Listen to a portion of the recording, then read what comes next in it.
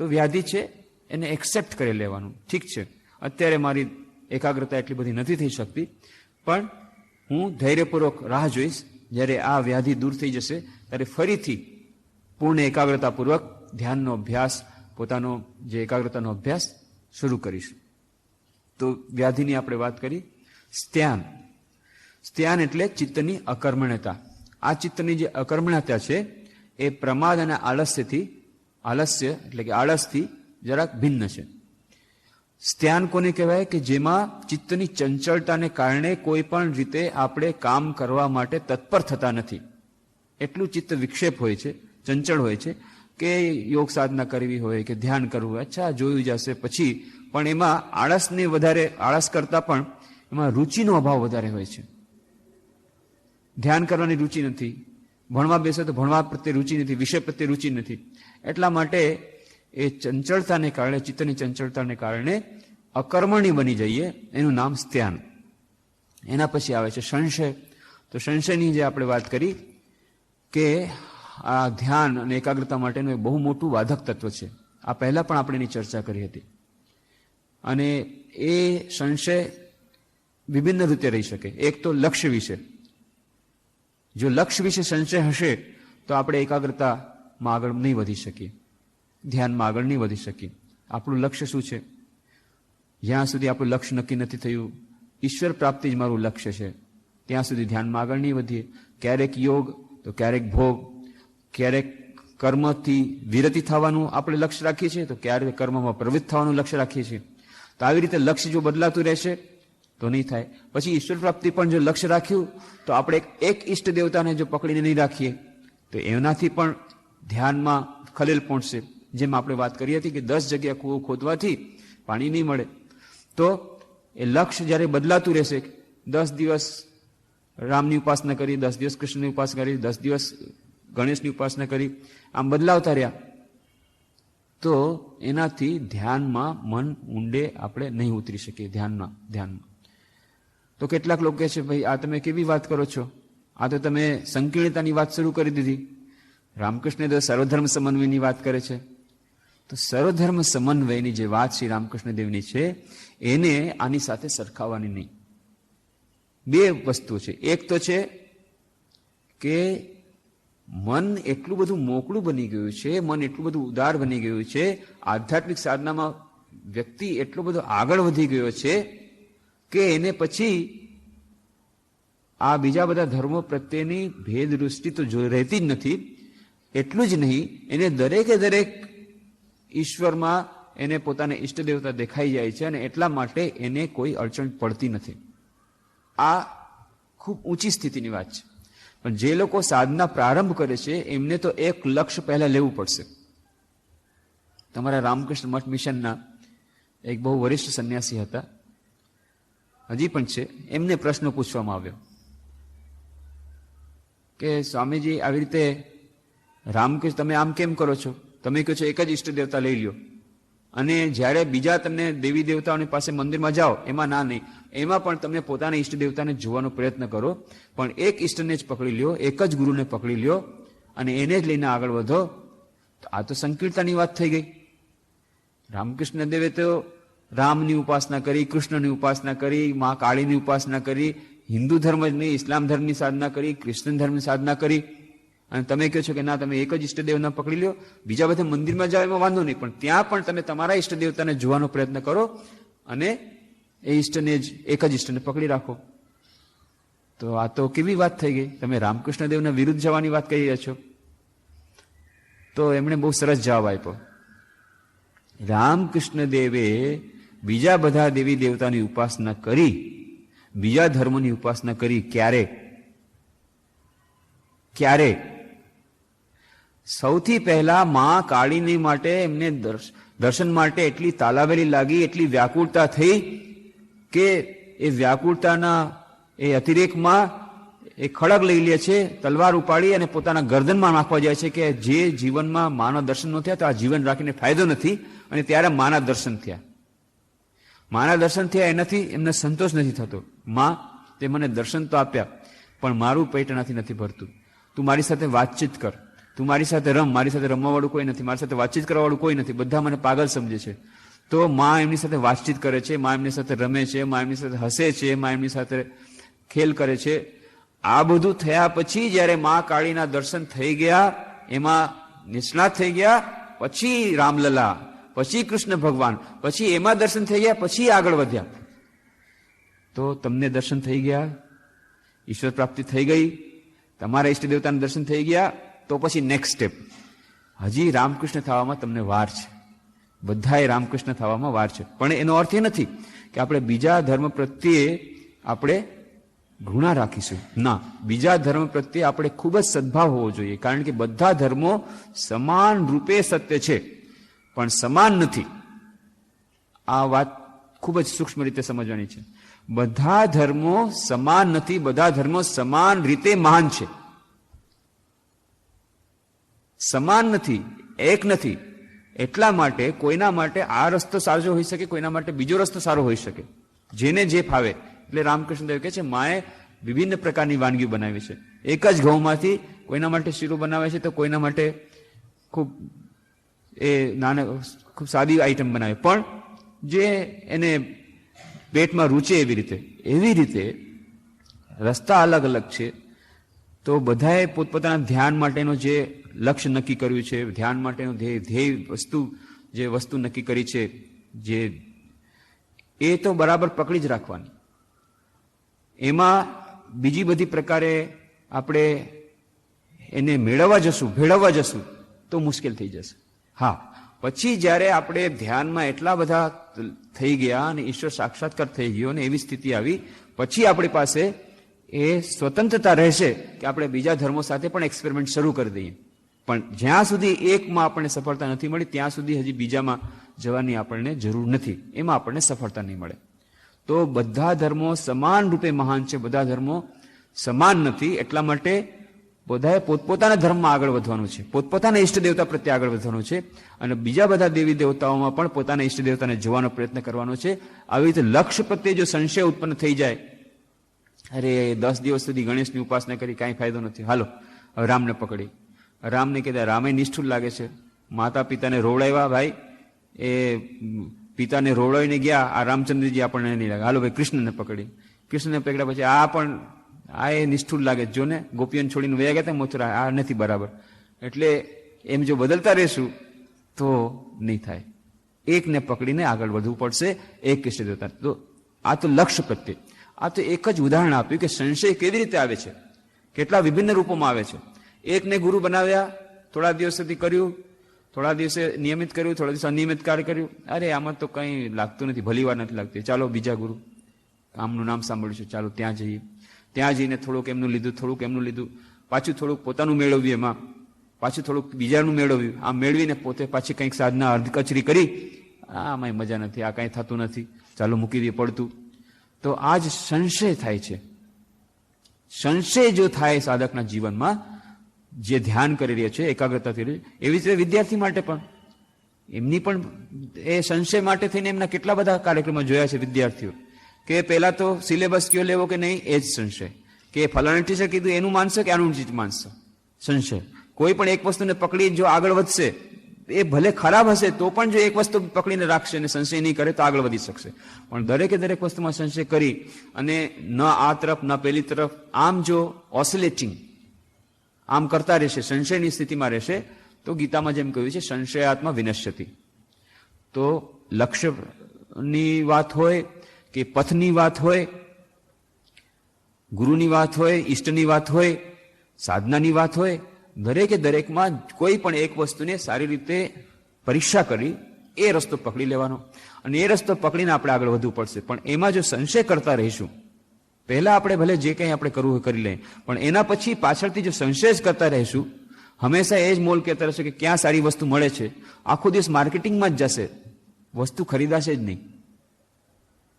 ફક્ત વસ્તુને જોવામાં જ સમય વયો જશે, વસ્તુ ખરીદાશે નહીં.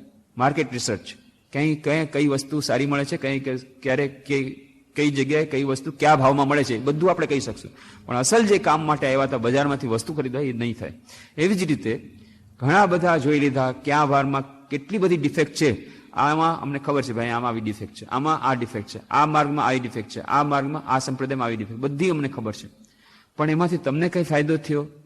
કઈ ફાયદો નથી. કારણ કે આખું જીવન આમાં જ ગયું, પોતે સાધના કરી નથી અને બીજું બધું જોવામાં જ, પરીક્ષણ કરવામાં જ બધું ગયું. તો પરીક્ષણ કરી અને પછી જે સાધનામાં ડૂબી જવું અને પછી સંશય નહીં કરવાનો, સંશયની સ્થિતિમાં નહીં રહેવાનું, આ બહુ અત્યંત આવશ્યક છે. જ્યારે સંશયની સ્થિતિમાં રહીએ છીએ તો મુશ્કેલ થાય છે.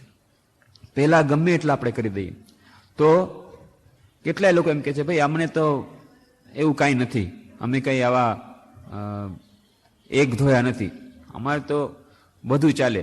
ક્યારેક આનું પણ કરીએ, ક્યારેક આની પણ પૂજા કરીએ, ક્યારેક આવો મત્સર પણ અપનાવીએ, ક્યારેક આ પણ એકાગ્ર ધ્યાન માટેનો પ્રયત્ન કરીએ, ક્યારેક આ માટે કરીએ. અમારે એવું કંઈ ફિક્સ નથી.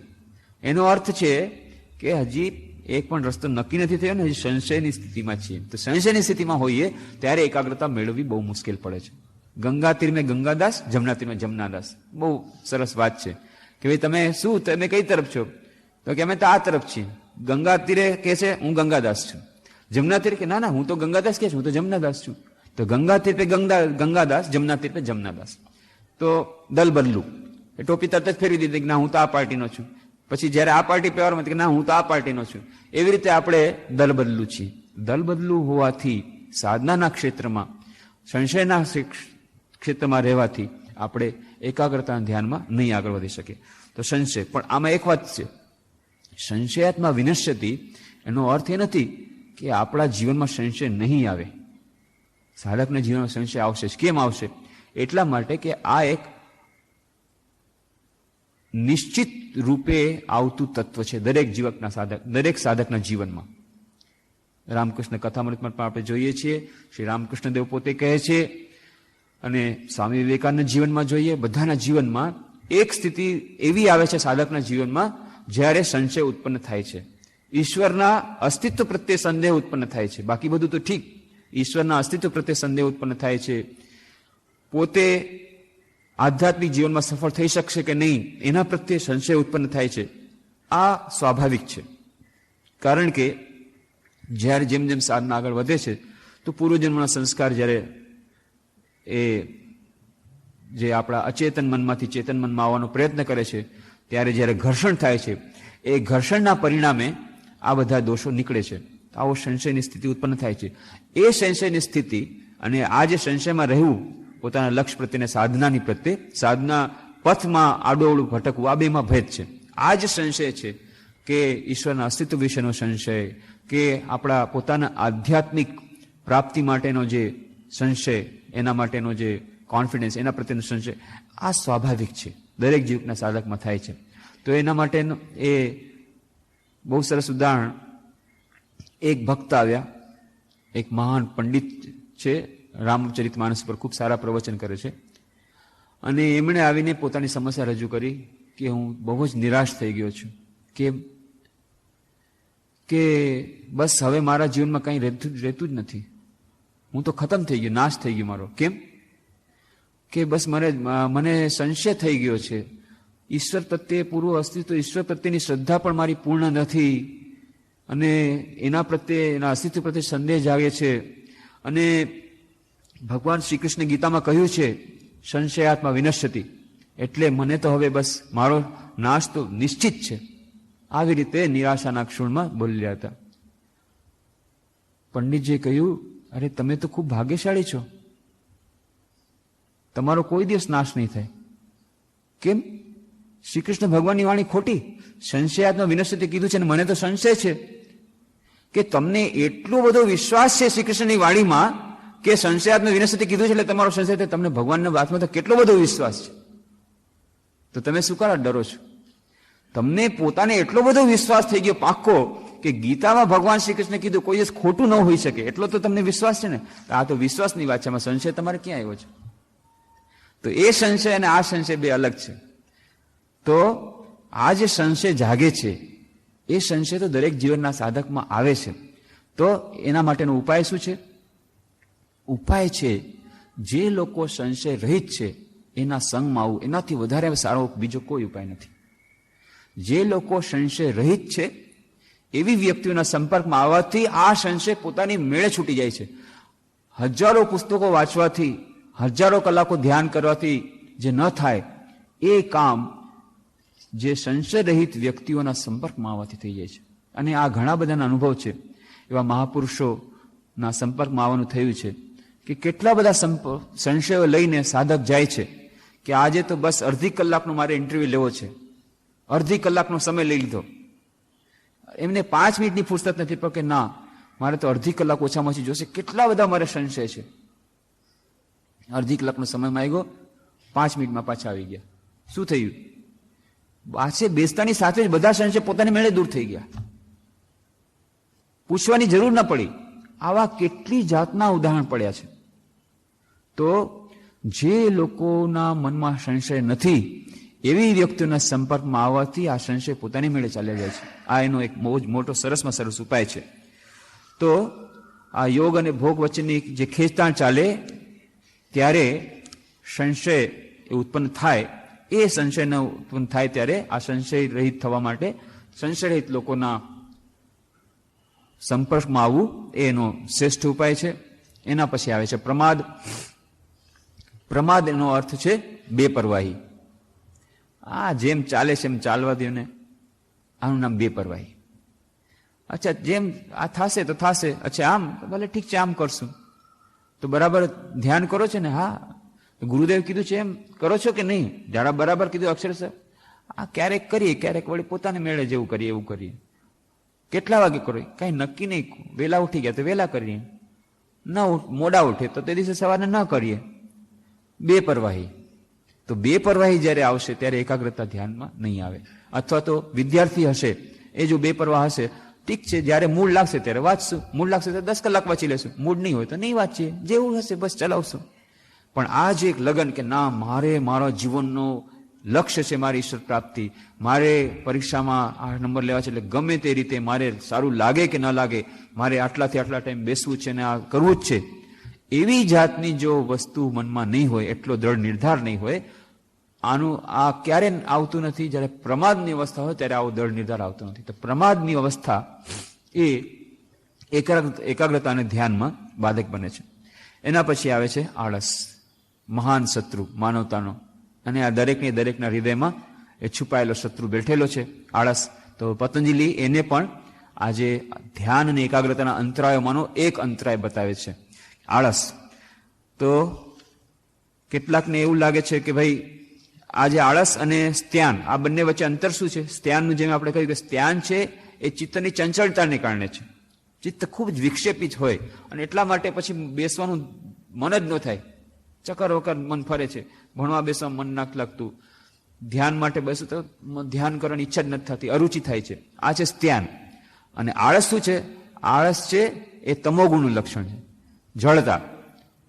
એટલે આસન પર બેઠા અને તરત જ ઊંઘ શરૂ, ભણવા બેઠા એટલે તરત જ ઝોકા ખાવા શરૂ. આ છે આળસ. અથવા તો ઉઠવાની ઈચ્છા નથી થતી, નિદ્રા જ ભંગ નથી થતી. 8 કલાક 9 કલાક. એક બેન તો કે મને ખૂબ જ આશ્ચર્ય થયું કે તમારી હોબીસ શું શું છે? કે મારી 2 હોબીસ છે, એક તો ટીવી જોવું અને બીજું સૂવું. આ એની હોબીસ છે. કેટલા કલાક? કોઈ દિવસ 8 કલાક, કોઈ 10 કલાક, નાનકડી બેબી છે, કોઈ દિવસ 10 કલાક. જેટલું કે મારે સુવામાં કઈ વાંધો, 10 12 કલાક 13 કલાક 14 કલાક જેટલા કયો એટલા કલાક સુઈ શકે. તો આ પણ હોબી છે. તો એવી હોબી રહેશે તો એકાગ્રતા ધ્યાનમાં આગળ નહીં વધાય. તો આ આળસ, એના માટે આ જળ, આ છે તમોગુણનું લક્ષણ. તમોગુણના લક્ષણ માટે તો દ્રઢ ઈચ્છા શક્તિ સિવાય બીજો કોઈ ઉપાય નથી. સ્વામી બ્રહ્માનંદજી માને પૂછે છે, અચ્છા કોઈ દિવસ જ્યારે આવી રીતે શું કહેવાય, આપણે ધ્યાન કરવા બેઠા હોઈએ અને આળસ આવે, ધ્યાન તો થતું નથી, તો શું સૂઈ જવું? તો કે તમે સૂઈ જશો, તમારી સાથે તમારું નસીબ પણ સૂઈ જશે. પણ જો તમારે આગળ વધવું હોય તો તમારે ઊભા થઈ જવું તરત જ. ચાલતા ચાલતા ધ્યાન કરવું, ચાલતા ચાલતા ભગવાન નામ લેવું, થોડી વાર એક્સરસાઇઝ કરી લેવી, ફરી પાછું બેસવું. તો આળસને ભગાવવાનો એકમાત્ર ઉપાય છે કર્મણ્યતા. અકર્મણ્યતાને દૂર કરવા માટે કર્મણ્યતા. તો એટલા માટે એ તમોગુણને ભગાવવા માટે રજોગુણ લાવવો પડશે. અને આ સિવાય બૌદ્ધ ધર્મ પ્રમાણે જે અષ્ટાંગ માર્ગ કીધા છે, એ અષ્ટાંગ માર્ગ પણ આપણે આ જે થોડાક અંતરાયો કીધા એ દૂર કરવામાં લાભદાયક થાય છે. કયા કયા? સમ્યક દૃષ્ટિ. સમ્યક દૃષ્ટિ એટલે શાસ્ત્રોનું અધ્યયન કરીને જે સારા સારા પુસ્તકો, જે આપણી વિવેક બુદ્ધિને જાગૃત કરે એવા પુસ્તકો વાંચીને એવા જ વિચારો કરીને સમ્યક દૃષ્ટિ કેળવવાની. 4 આર્ય સત્ય છે, આ જગત દુઃખમય છે, દુઃખનો ઉપાય છે, દુઃખનો નાશ કરવાનો ઉપાય છે, આ બધા જે સત્યો છે એના ઉપર વિચાર કરવાનો અને આવી રીતે સમ્યક દૃષ્ટિ કેળવવાની. તો આનાથી શું થાય છે? આવી રીતે સમ્યક દૃષ્ટિ જો કેળવી લીધી તો સંશય આપણા જીવનમાંથી દૂર થઈ જાય છે. જે સંશયની મેં વાત કરી કે ક્યારેક આપણે તો જીવનનું લક્ષ્ય બીજું માનીએ છીએ, વળી ક્યારેક ઈશ્વરને માનીએ છીએ, ક્યારેક મોક્ષને માનીએ છીએ, ક્યારેક ભોગને માનીએ છીએ. આ જે લક્ષ્યમાં અને સાધનામાં આપણે ચડતા ઉતરતા રહીએ છીએ, એવી જાતનો સંશય આ સમ્યક દૃષ્ટિથી દૂર થશે. પછી સમ્યક સંકલ્પ. તો આ સમ્યક દૃષ્ટિ મળ્યા પછી જે સંકલ્પ કરશે ઈચ્છા શક્તિ દ્વારા કે નહીં, મારે આ જન્મમાં જ સત્યનો સાક્ષાત્કાર કરવો છે, આ જ જન્મ મારે મુક્તિ જોઈએ છે, એવી જાતનું જે સત્ય સમ્યક સંકલ્પ કરવાથી શું થશે? એ સંકલ્પ જો કર્યો હશે, એ સંકલ્પ જેટલો દ્રઢ થશે એટલો જે પ્રમાદનો જે ભાવ કીધો, પાછળ ઠેલતા રહેવાનું, આ ચલતા હૈ. આ જે પ્રમાદનો ભાવ પછી જોઈ જશે, બેપરવાહી, એ પ્રમાદનો ભાવ દૂર થઈ જશે જો દ્રઢ સંકલ્પ, સમ્યક સંકલ્પ હશે તો. પછી સમ્યક કર્મ. તો સમ્યક સંકલ્પ અને સમ્યક દૃષ્ટિ કેળવા પછી સમ્યક કર્મમાં જે લાગી જશે તો એનાથી સમ્યક કર્મમાં લાગ્યાથી પોતાની મેળે આળસ નામની જે વ્યવધાન છે એનાથી દૂર થઈ જશે. અને એ સિવાય સમ્યક વચન, સમ્યક આજીવિકા, સમ્યક વ્યાયામ, આ દ્વારા પણ આપણે આ બધા અંતરાયોને દૂર કરી શકીશું. પછી એક અંતરાય કે છે પતંજલિ અવિરતિ. અવિરતિ એટલે અવિરાગ, વૈરાગ્યનો અભાવ. આ દરેકના જીવનમાં આવે છે. તો કેટલીક વાર ધ્યાનના ક્ષેત્રમાં આગળ પણ વધી જાય છે, એકાગ્રતામાં મન થોડુંક આગળ પણ વધી ગયું, પણ ત્યાં જઈને પછી અટકી ગયું. શું કરવા? કારણ કે આપણે કોઈ એક વ્યક્તિ પ્રત્યે, કોઈ એક વસ્તુ પ્રત્યે આકર્ષણ થઈ ગયું, આસક્તિ થઈ ગઈ, અને પછી એમાંથી આપણે અવિરતિ થઈ જાય છે. અવિરતિ કેળવી શકતા નથી, વૈરાગ્ય કેળવી શકતા નથી. એને કારણે એકાગ્રતા નથી જામતી. કોઈ એક વિદ્યાર્થીએ મને કહ્યું કે ભાઈ મને કોઈ પણ એકાગ્રતા નથી આવતી. એણે કેટલા બધા નુસ્ખા બતાવ્યા, કામ નથી કરતા. પછી વાત શું છે, કેમ કામ નથી કરતા? હા, ખબર પડી. પૂરું ડીપ એનાલિસિસ કર્યા પછી ખબર પડી એને કોઈ એક મિત્ર પ્રત્યે એની ખૂબ આસક્તિ થઈ ગઈ છે. હવે દિવસ રાત એના વિચાર આવે છે. તો જ્યાં સુધી અવિરતિ નહીં આવે, એના પ્રત્યે વૈરાગ્ય નહીં આવે, અનાસક્તિ નહીં આવે, ત્યાં સુધી એ એકાગ્રતાના બીજા બધા ઉપાયો કોઈ કારીગર નહીં થાય, કોઈ કામમાં નહીં આવે. તો અવિરતિ, વૈરાગ્યનો અભાવ, એને કારણે પણ આ એકાગ્રતા અને ધ્યાનમાં ખલેલ પહોંચે છે. તો આ આસક્તિ એ તો જળમૂળથી જવાની નથી અને એક દિવસમાં જવાની નથી. રસવર્જમ રસોપ્યસ્ય પરમ દૃષ્ટવા નિવર્તતે, ગીતામાં કીધું છે. ક્યારે જાય? પરમ દૃષ્ટવા નિવર્તતે. જ્યારે ઈશ્વરનો સાક્ષાત્કાર થાય ત્યારે જ આ રસની નિવૃત્તિ થાય છે. એની પેલા રસ સુકાતો નથી. રસ સુકાઈ જાય પછી શું થાય? શ્રી રામકૃષ્ણ દેવ કહે છે બસ એના પછી કઈ સવાલ જ નથી, પછી કોઈ વાંધો નથી. ઉદાહરણ આપે છે, જેમ કે નાળિયેર. નાળિયેર જ્યારે કાચું હોય ત્યારે તમે આમ કરો, વગાડો, અવાજ નહીં આવે. નાળિયેર જ્યારે પાકી જાય ત્યારે વગાડો, અંદરથી જે અંદરનું જે ડબરું છે એ અલગ અવાજ કરે છે. કેમ? અંદરનો રસ સુકાઈ ગયો છે. તો જ્યારે આ રસવર્જમ રસોપ્યસ્ય પરમ દૃષ્ટવા નિવર્તતે, એ પરમાત્માના દર્શન થયા પછી જ્યારે રસ પૂરો સુકાઈ ગયો ત્યારે દેહ અને આત્મા આ બંને સાવ અલગ અલગ થઈ ગયા. ત્યારે જ રસ સુકાઈ જાય. રસ સુકાય ત્યારે દેહ અને આત્મા બધા અલગ અલગ લાગે. પણ જ્યાં સુધી આ પરમ દૃષ્ટવા નિવર્તતે નથી થયું ત્યાં સુધી રસની તો અનુભૂતિ રહેશે જ. એટલા માટે ખૂબ સાવધાન રહેવું પડશે. અને આજે ઈષ્ટના ચિંતનમાં ખલેલ પહોંચે છે એ વૈરાગ્યના અભાવમાં, એ માટે વૈરાગ્યને દ્રઢ કરવા માટે અનાસક્તિ કેળવવાનો પ્રયત્ન કરવો પડશે. પછી કહે છે ભ્રાંતિ દર્શન. આ એક મોટો રોગ છે અને આજકાલ આ રોગ ખૂબ રોગચાળાની જેમ ફાટી ગયો છે. ભ્રાંતિ દર્શન.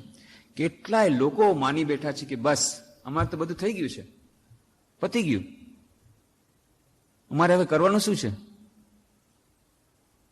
2 વાર સમાધિ થઈ ગઈ, હવે શું બાકી છે? તો નિદ્રાને સમાધિ તમે કહી અને ખૂબ આનંદમાં રહ્યો તો ઠીક છે. આ ભ્રાંતિ અથવા કોઈક એવી જાતની જ્યોતિના દર્શન થઈ ગયા, કંઈ થઈ ગયું અને તમને સમજી ગયા પરમાત્માના દર્શન થઈ ગયા. કેટલી જાતના, કોઈના કપડાની અંદર કીડી આવે છે, કીડી પીઠની ઉપર સરસરાટ જાય છે ને એમ કુંડલીની શક્તિ જાગરણ થઈ રહી છે, મારી કુંડલીની જાગૃત થઈ ગઈ, એકદમ સુષુમ્નામાં પહોંચી ગઈ છે, એને એમ જ ભ્રાંતિ. આવી ભ્રાંતિ કેટલા બધાને કેવી રીતે થાય છે, કેટલી રીતે ભ્રાંતિ થાય છે. આત્મસ્થાનજી મહારાજ સાથે હું આવી રહ્યો હતો, જ્યારે પાછલી વખતે આત્મસ્થાનજી મહારાજ આવ્યા એની સાથે હું આવ્યો, કલકત્તાથી અમે મુંબઈ આવ્યા હતા પ્લેનમાં.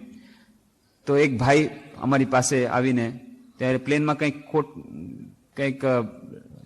ખોટ પણ થઈ ગઈ હશે, તો પ્લેન ત્યાં 1 કલાક રોકાઈ ગયું અચાનક. તો બધા જોવા માટે નીકળ્યા શું છે શું નહીં.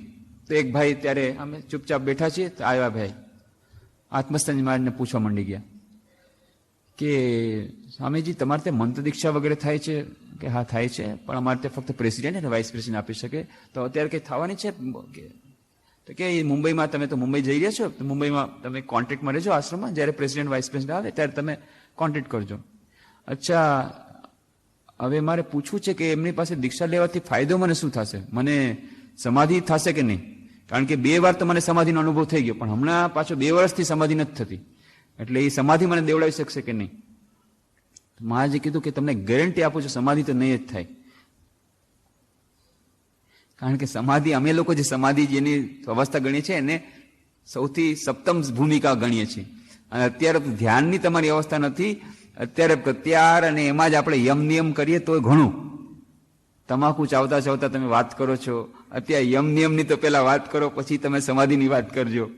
તો ઘણા લોકોને આવા ભ્રાંતિ દર્શન થઈ જાય, ભ્રાંતિ માની બેસે કે ના અમારું બધું થઈ ગયું છે, સમાધિ થઈ ગઈ છે, આમ થઈ ગયું છે, ફલાણા દર્શન થઈ ગયા છે, અમે ખૂબ આગળ વધી ગયા છીએ. ભ્રાંતિ દર્શન થાય તો જે યોગમાં આગળ નથી વધ્યો, એકાગ્રતા ધ્યાનના અભ્યાસમાં આગળ નથી વધ્યો, તો એના માટે કમસે કમ એટલું તો છે કે એને ખબર છે કે હું આગળ નથી વધ્યો, એટલા માટે પ્રયત્ન કરે. પણ જેને આવી ભ્રાંતિ થઈ ગઈ છે કે ભાઈ મારું તો બધું પતી ગયું છે, એના માટે પછી કોઈ ઉપચાર નથી. કમસે કમ જો કોઈ રોગી માને પોતાને તો દવા કરશે, પણ એક કહે કે હું બરાબર છું, મારે તો બીજાની હવે દવા ઠીક કરવાની છે, બીજાનો રોગ દૂર કરવાનો છે, તો પછી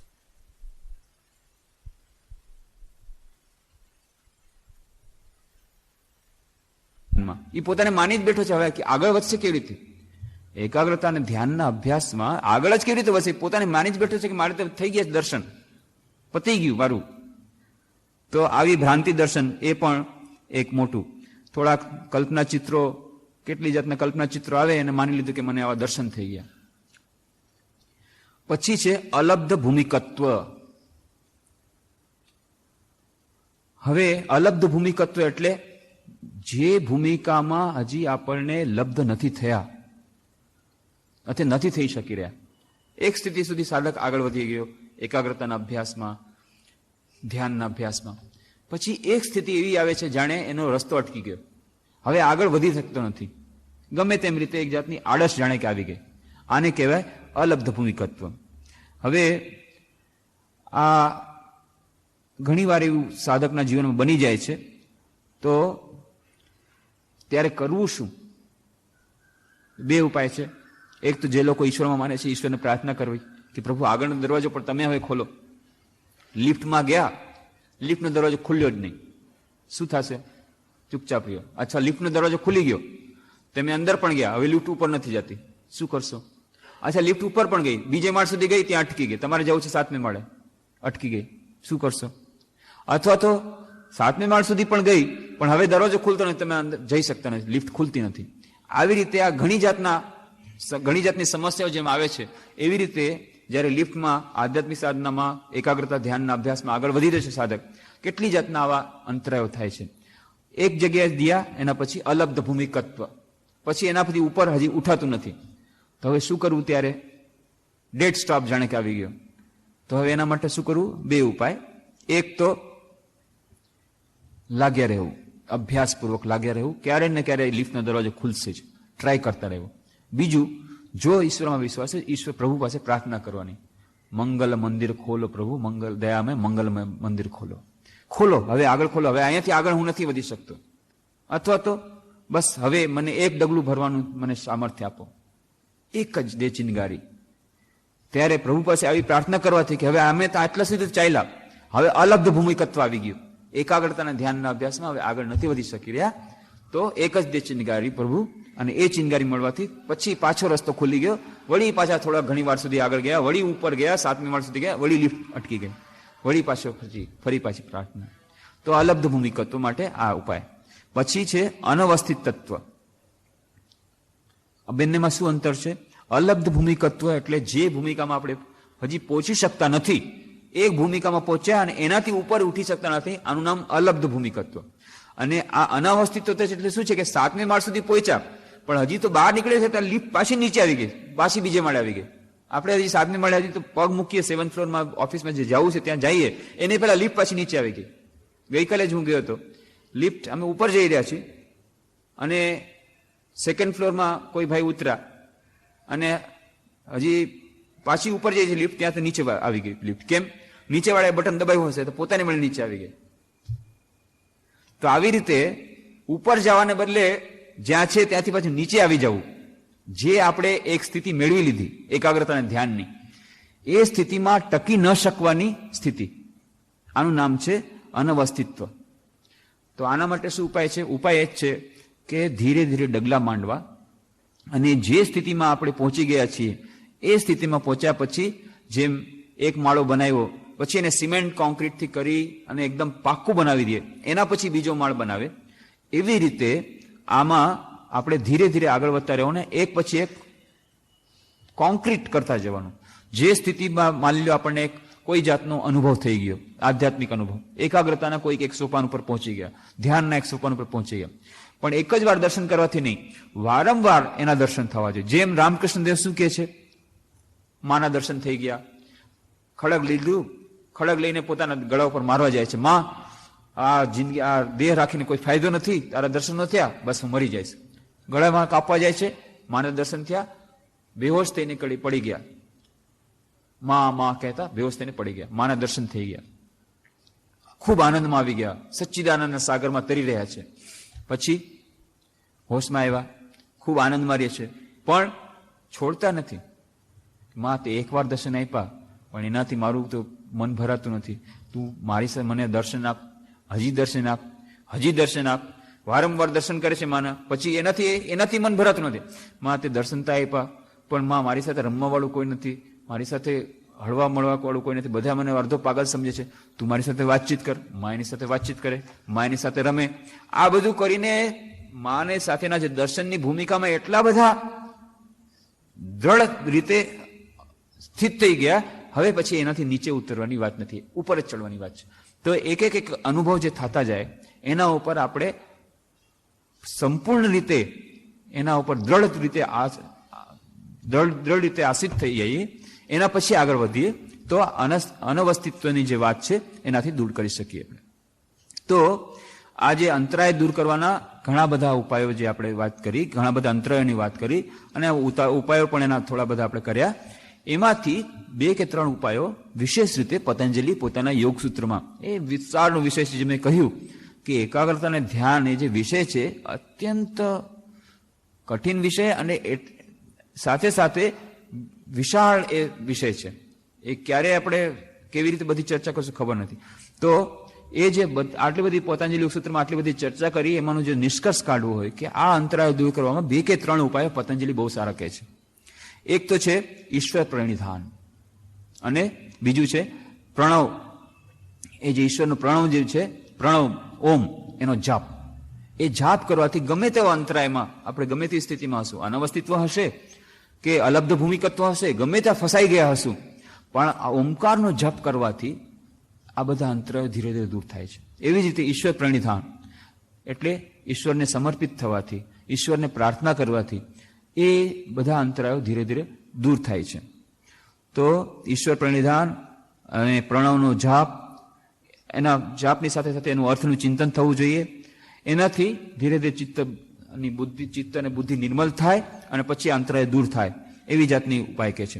બીજો ઉપાય કે છે પતંજલિ એકતત્વ અભ્યાસ. એકતત્વ અભ્યાસ એટલે, હવે એક તત્વ અભ્યાસના ઘણા ટીકાકારોએ ઘણી રીતે અર્થ લીધો છે. કોઈ કહે છે કે દીપ શિખાને લઈ લો, એના ઉપર જ તમે ફક્ત અભ્યાસ કરો. તો કોઈ કહે છે ના, કોઈ પણ વસ્તુનું ધ્યાન કરો, પણ એ વસ્તુ પર જ વારંવાર ધ્યાન કરવાથી, આમ એકાગ્ર મન થવાથી આ જે એકાગ્રતાના જે અંતરાયો છે ધીરે ધીરે દૂર થાય છે. તો આ આધ્યાત્મિક જીવન, આ જે ધારણા અને એકાગ્રતાના માટેની જે આપણે વાત કરીએ છીએ, એ અંતરાયોથી ભરેલું છે. એક પછી એક અંતરાય આવતા જાય છે, પણ એનાથી ડરવાનું નથી. જો એકવાર ડરી ગયા તો બસ પતી ગયું.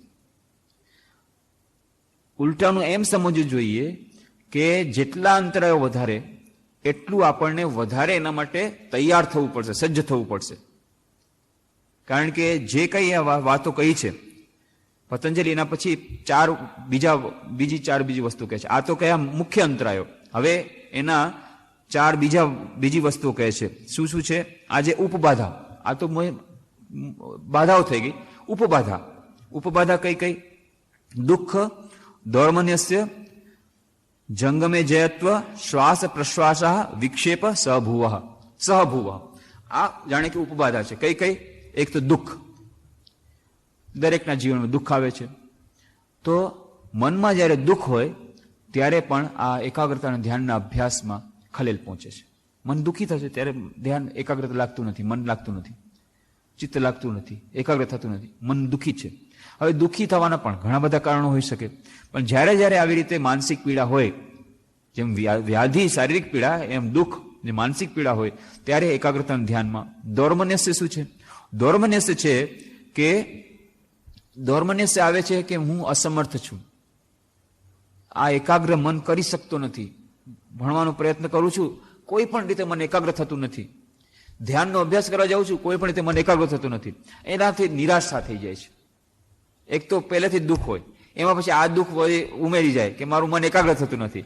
આ બંને દુઃખ મળીને એવી જાતનો ભાસ થાય કે ના, મારાથી તો કંઈ થશે નહીં, આ એકાગ્રતાનો અભ્યાસ થશે નહીં, આ ધ્યાન મારાથી સંભવ નથી. તો આવી જાતનો દૌર્મન્યસ્યનો ભાવ આવી જાય. એને ખૂબ જ આજકાલ એ શબ્દ ખૂબ પ્રચલિત શબ્દ છે. ને દૌર્મન્યસ્યને જો કેવું હોય, સમજાવવું હોય, ડિપ્રેશન. અને આ ડિપ્રેશનથી બધાય આજકાલ ગ્રસિત છે. કોઈને પણ પૂછો તો કે કેમ છો, ડિપ્રેસ છે હમણાં. ડિપ્રેશનનો રોગ એકદમ રોગચાળાની જેમ લાગી ગયો છે. ડિપ્રેશન બધાને ક્યારેક ને ક્યારેક ડિપ્રેશન આવી જ જાય છે. Most of the people are having depression. તો ડિપ્રેશન, આ દૌર્મન્યસ્યનો ભાવ આવી જાય છે.